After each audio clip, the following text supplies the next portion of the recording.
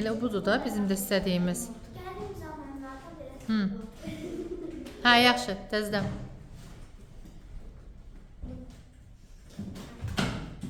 Mənim adım mən. Gəldim zamanlarda sən yapıyordun. Eyni adımız. Mən tək gəldim. Gözümə salma məni, hə. Dostum mənim. Ağarmaq istəyirsən. Sən bunu var. Hə, sən. Hə. Nə də həbib sənsin. Hə, sən. Hə də mən sən, nə oldu?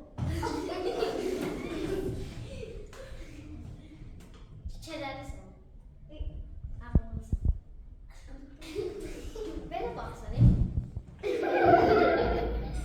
Necə Əli? belə bax, Bura bax da, necə? belə. Əli, nə demək istəyirsən? Mən səndən istəyim.